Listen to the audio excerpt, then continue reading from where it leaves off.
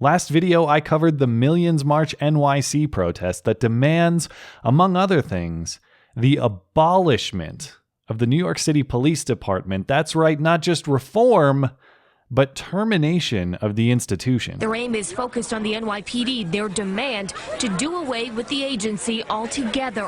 Defund the NYPD and to reinvest that money in black and brown communities. Now that sounds like an absurd position on the surface. And spoiler alert, it's kind of an absurd position in the depths as well. But what's interesting to me is this position, the abolishment of police forces, is actually one I've heard with some frequency over the last month. There was, of course, the community organizer who advocated abolishing the police on Megyn Kelly's The Kelly File after the Dallas police shootings. We need to abolish the police, period. And in my time at the Republican National Convention, I interviewed 2 demonstrators who advocated not police department reform, but complete abolishment of the police generally. Ultimately, their position may be impossible to explain, but humor me, I like to examine arguments I don't understand. To do that, I think 3 things are necessary. First, we need to understand the current structure of our legal system. Second, we need to understand how these police abolishment advocates diagnose the problem.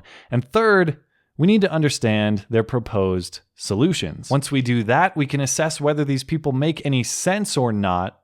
You can probably guess how this story ends, but hey, it's about the journey, not the destination, right? First, quickly, let's review the structure in which the police currently exist, the legal system generally. In our legal system, we have legislators and executives who create law and a criminal justice system that enforces and applies the law. The police enforce, the courts interpret and apply, all within the confines of due process. Now, of course, there's more depth to the system. This is a very basic description, but the point I'm trying to illustrate is this. Both the creation and the enforcement of the law are necessary for the system to function. Creating laws with no enforcement mechanism renders the laws meaningless. Enforcing the laws without a democratic mechanism of creating them renders the laws unjust. So with that understanding, we can't advocate the abolishment of police without effectively advocating anarchy. The meaning and the effectiveness of our laws depends upon our ability to enforce them. Abolishing the police with no replacement law enforcement mechanism makes as much sense as abolishing the legislature, and likely has the same effect. Okay, but let's hear them out. First, how do they diagnose the problem? What's the issue with the current police force? From what I've heard so far, there are 2 distinct issues these advocates raise. First, the police are not operating in the interest of the majority and are not accountable. And second, a bizarre argument that because policing dates back to times of slavery, it needs abolishment 150 years later. Let's consider the more sensible of these grievances first. Advocates I've heard claim the police are not operating in the interest of the majority and they are not accountable. Some example claims. You've got a sign that says abolish the police. I was just curious about if you can explain that a little bit more or what your stance on that is. Under the system we live under now, the police are nothing but an occupying army, particularly in poor communities and communities of color. I think we need to turn the system upside down and that we have a system that is in the interest of the majority of us.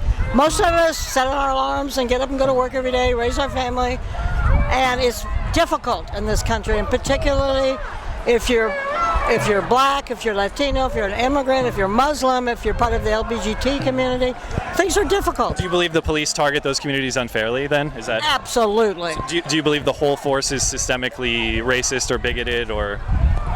Yeah, the individuals that aren't, they don't last. You know, a lot of the problems we have today is because, in my opinion, there's 300 million people being forced under a one-size-fits-all protection service, and therefore you have somebody halfway across the country who's upset, but somebody on the other side doesn't see the problem because they're not in the same area. They don't have the same demands or needs for protection. Some people might want to do one thing, some people might want to do another, and when they're all forced to do the same things, you have many of the problems we see today. But isn't our police force localized? I don't understand. Well, it's all provided by the government. It's all taken through taxation. Whether or not you like it, you pay for it. those are the problems. Like if you can't withdraw your support, then you really don't have any accountability in a service whatsoever. I understand partially where these people are coming from, but I think they're mistaken. The last guy is correct that you can't withdraw your support individually. You can't opt out individually from paying for, and if circumstances demand, benefiting from police protection. But every function of government that we have traces back to a democratic origin. Police departments are extensions of local, state, and federal governments, servants of the legislative and executive branches of those governments, all of whom we elect. If enough of us want to abolish police departments, we can vote in office holders who will make that happen, and indeed, it does happen from time to time. Now, it may not be because voters think the cops are racist, but here are many examples of abolishing the police for financial reasons or otherwise. All of these abolishments demonstrate that the police do operate at the will of the majority and are accountable. It's just that you don't get a personal veto on them enforcing the law against you. But you don't get a personal veto on the creation of the law either. Why would you get a personal veto on the enforcement of the law? Next, these advocates make a strange argument that because policing dates back to slave patrols in the South, policing is illegitimate. As an institution, I think they're racist. Absolutely. I mean, police departments evolved from the old slave patrols.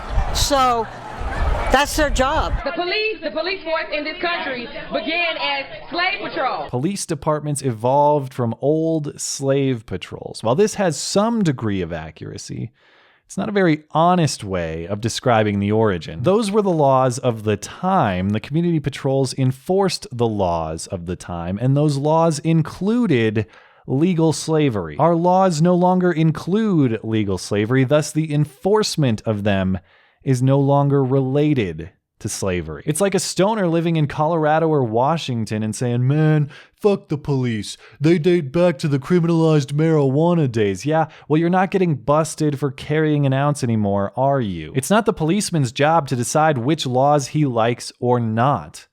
He doesn't create them. He just enforces them. But these issues are what the advocates see as the problem, at least to the best of my ability to understand them. Unfortunately, it somehow gets less coherent from here when we start examining what these advocates want as solutions, some sort of ambiguous community solutions for transformative justice, or law enforcement through private means, either with a profit motive or purely for charity. Who's going to protect the community if we abolish the police? We need to come up with community solutions. We need to come up with community solutions for transformative justice. You do not need a badge, a uniform, or a thin blue line to provide people the service of protection. All you need to do is provide that directly. Come up to somebody, say if you have stolen property, someone harming you, bullying you, whatever services they can provide, and offer that to them, and then get that exchange voluntarily. So would you want to see policing privatized, or what's your? You just want communities to police themselves, abolish the police force? Individuals to come to their own conclusions and decide what they'd like to do for their own protection needs. If your ability to be police then is determined by the market, right? or the police force should be determined by the market, essentially what you're saying. The service. What happens to those least equipped to pay for that service? Well, like in any society, if you look back in history, like the less there was government taking, the more charitable things there were. Charities disappear because a lot of people, A, don't have the funds, or B, think it's being taken care of. And so there would be, first of all, maybe people would just donate to help get those people protections, or they would find other means, if not hiring somebody, being neighborly watch. Like I said, there's this application called Cell 411 where you can summon your friends, not just for physical emergencies, but medical emergencies, car emergencies, and other things. And so, what happens if your friend's at lunch or something, though? Well, what happens when the police are at lunch or something? That's what 911 is for. We have a dedicated emergency force. That we're forced to pay for that, whether we're not. I'm not forced to pay for Cell 411 if you aren't using it. It's hard to gather exactly what these advocates mean when they describe who or what replaces police departments to keep people safe and to enforce the laws. Ultimately, they all seem to believe that an alternative, whether it's some charitable community solution or possibly a private business solution, would be more accountable than the current government system. I'm not so sure. I think you're just taking one accountability mechanism and replacing it with another. Our current system is accountable to the vote. An alternative system is accountable to the dollar, but either is accountable to the majority. Majority votes for reform, it happens. Majority pulls money away from a business, it dies. The problem here isn't accountability to the majority.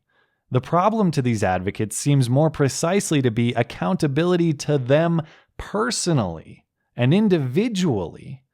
And sorry, that's not the way a society with democratic values works. You get a vote, not a veto. After listening carefully, I diagnose the problem completely differently than these advocates do. I see our current police conflicts as a symptom of a much larger problem in our current politics.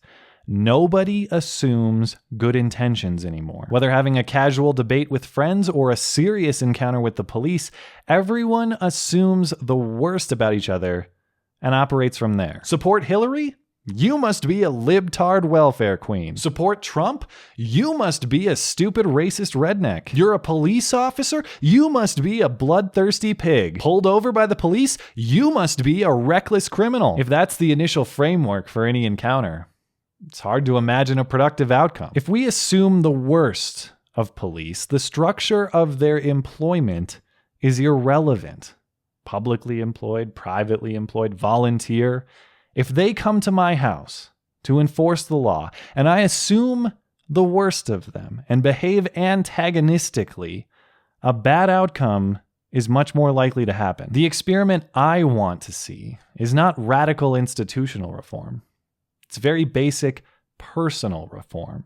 What happens when we assume each other's good intentions and operate from there? It might turn out that the police are just like you and I, that the vast majority just want to do their job fairly and respectfully and go home and see their families at night.